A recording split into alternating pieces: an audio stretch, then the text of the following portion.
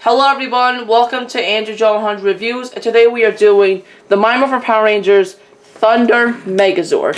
Now, I really have nothing to do this weekend, so I might as well just review the Thunderzords. And by the way, guys, a new character of Zord Adventures is coming. You guessed it, I got this guy in the mail today, so he should I'll be reviewing him next. So anyways, let's get started on the review. Okay, let's start off with. We'll do the red one last. So let's do the Lion Thunderzord. Now, I do gotta say I actually like his design because he looks like a mix between a bear and a lion, which I like. I just like him because I like the way he looks. But the one problem that I do have is that he's black, which is a little bit. I really don't understand why Bandai America decided to make the Shogun Zord or pink and the Lion Thunderzord black. Well, maybe because the Black Ranger's black. Hold on, wait a minute. They mean so wait. So hold on. That's kind of racist, Bandai. But anyway, I do have these stickers are inaccurate because this is Bandai America. However, there might be another problem is that the stickers. I'm not sure this is gonna look good on my camera, but the stickers on the eyes are not easy to put on, so you might need to glue these in place. He's got nice chrome on here, but you could do nothing at all with it. There's no wheels on the bottom, so the only purpose it really has is becomes the chest for the Megazord. But in Die Ranger, he did have some uses in the original Japanese series. And by the way, I do have the little. Oh, by the way, guys, I got the Thunderzord Assault Team and the Red Dragon Zord I got the Dragon Zord for $50. I got these guys for a reasonable price on eBay. I got this guy for $100 on eBay. He came with everything: the box, the little figures, everything, including the White Ranger figure. But anyways, let's get on to the Firebird, which I do have to say I really like this. I actually do like this. And by the way, I forgot to take this off, so this comes with the White Zord, but I'll get to that in the next review. Some people call this a Phoenix. I mean, I call this a Firebird rather than a Phoenix, just to stay with the original name, so I don't cause any continuity. Now, guys, when I first got this, I actually, if you guys watched my Zord collection video, I was stupid to think you're not actually to place the wings when they're facing this way. You're actually supposed to face them like this, so it matches. I had to relocate the stickers, which it was challenging to do, but I managed to get it. And by the way, the tail doesn't stay on that well, so I put a small wrap of tape, and then it stays very tight. It's very tight. Articulation-wise, the wings can go in, and like that. The head can go up and down, and the neck has some swiveling at the neck, so it's pretty good. Now here is the Unicorn Thunderzord, where on the Japanese version this was in Die Ranger this was actually a Pegasus. I'm not sure why they made it into a unicorn. I mean, he does have he does have a small horn, but it's called a unicorn because of Power Ranger physics probably. Now, and yes, that sticker's peeling, so I'm gonna super glue that on. And yeah, the stickers are inaccurate. Not much. He's got little wheels on the bottom. He's got wheels on the bottom. Now for articulation, the head can go back and forth at the neck, and that's it. There's nothing much. Now here's the actual unicorn. In Die Ranger, this was his actual unicorn. But in the show, they call it a Griffin. It looks nothing like a Griffin, Bandai. I mean, seriously, come on. And why is it then? Hold on, Bandai. If it's a Griffin, how come it doesn't have a beak or wings? This looks like a unicorn mixed with a horse. It's pretty much the same as the unicorn, except with a different head. And by the way, same articulation, and yes, it has wheels on the bottom. Now let's go to the last but not least, and the first one I got is the Dragon Zord. I mean,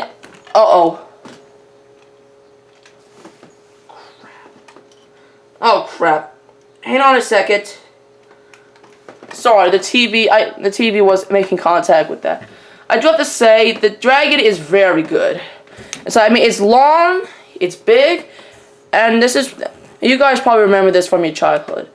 Now, as for articulation, the mouth, now this is loose, so I'm probably gonna make this a little stronger. Now, the arms, which, oh my gosh, the arms can do that, and the paws can open and close, and the neck can do that. It has a lot. This guy has pretty much a lot of articulation, and for being just a Zord, so I might have to clear my throat out. But also, he has a warrior mode, which let's show that off. First, we're gonna take off the head. Sorry, I said I would. Then take off the tail and fold that in. Now you're gonna flip him around this way, and then you're gonna fold that tab in. Get the ankles straight out. Do the same one this way, and then we got swivel these out, and then boom. Hold on, guys. Let me just hold on. This guy's getting pretty tall, so I need to raise my camera. I'm really gonna have to do that for the make. Okay, good. All right. So, and then open this flap up. These little notches here are gonna go in these little grooves. If you see those holes, yeah, this camera sucks on close-ups. It doesn't suck on close-ups, but now here's the biggest problem I have are the arms. When you have the Dragonzord, I say be really careful with the arms.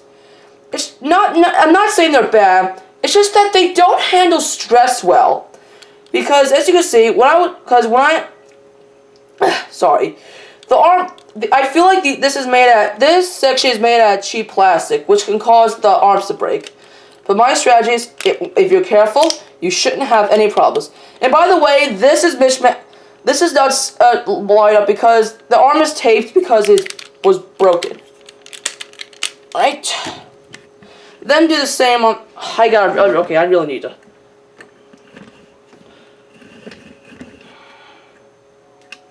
Okay. Now just do the same thing for that arm. This one's a little bit more tricky. Now let me just there we go.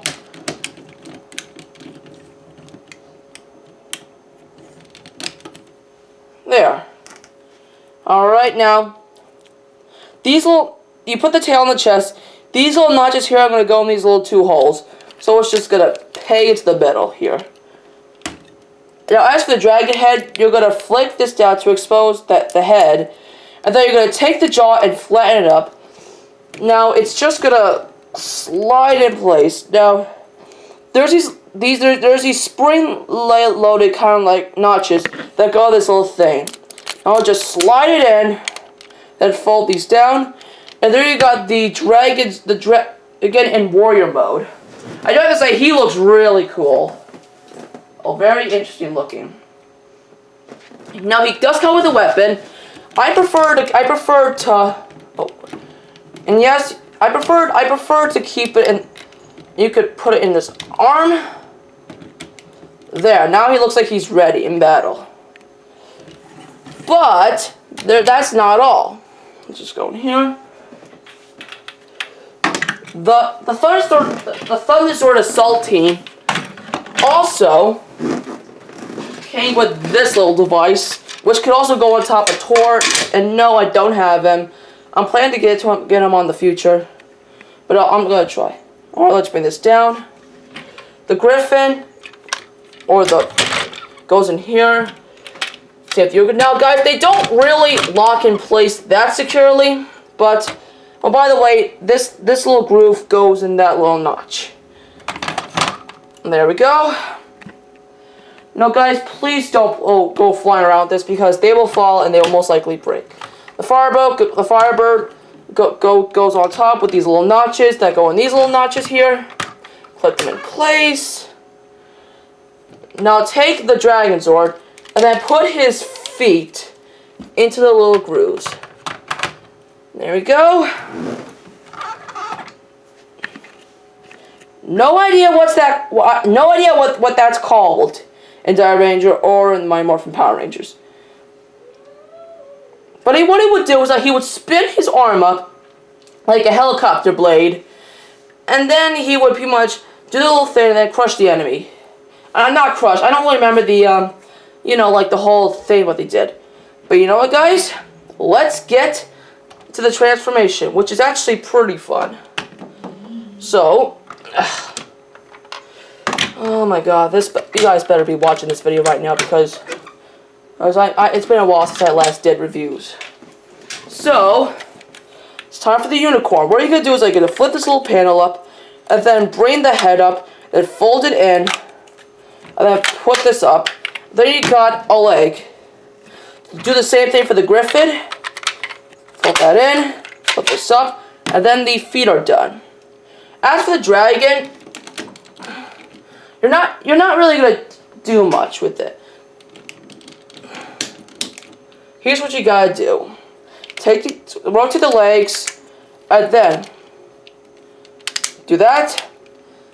I would recommend opening these up. All right. For a second, put that in. Put that in there. It always sounds like I'm breaking something, but I'm not. There you go. The feet are done. Oh my God! I really need to. I don't know how tall I have to make this. And then you're gonna take the arms, fold them up. He's actually getting pretty big. There. Now you're gonna take the Firebird. Take off her tail. Now the tail can combine with the staff like that. Yeah. And then right now I don't know if you're gonna see this, but see these little clips? These are poking out. They're gonna go into here. It forms kind of like a skirt. And then these little notches are gonna go into the little spikes of the dragon. Close them up. There. Okay, now there's the skirt. Or I'm not sure what it's called. Now as for the lion, take off the helmet and then rip him in half. Not really. And then fold this out. And then you got the arm. These little circles here are gonna go in these little grooves. I know it's night out, so I'm sorry if it's not bright. And my throat's really dry right now, so I'm gonna need to get a drink. Okay, do the same thing with that. Now for the lion, put the head up. Now there are two clips. Now you're gonna fold them out, and then slide it in. Huh?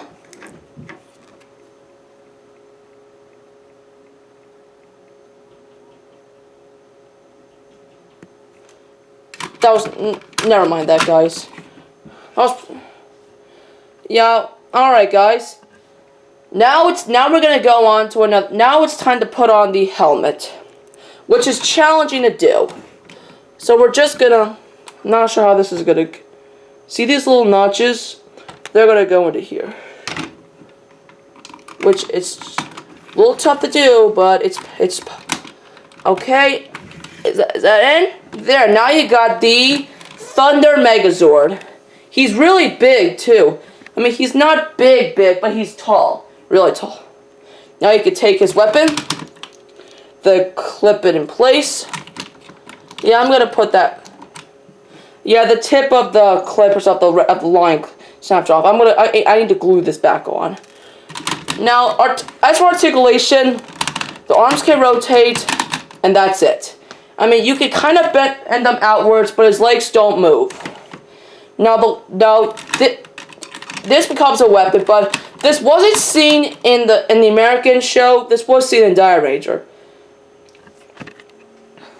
Lolo, yeah, Lolo's on my bed, so Lolo, no.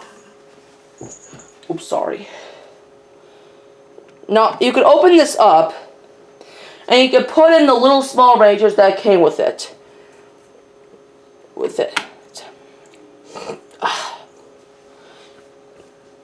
Sorry for the little pause. I was trying to think of something. Now also, he is a bit. Now the stickers are inaccurate because of but you can get repro labels to replace them. I'm not gonna do that because I really don't want to go through all that. Now guys, I hope you enjoyed this video, and I will be reviewing this guy next. Alright guys, give this video a big thumbs up if you liked it, and I'll see you guys later. Bye.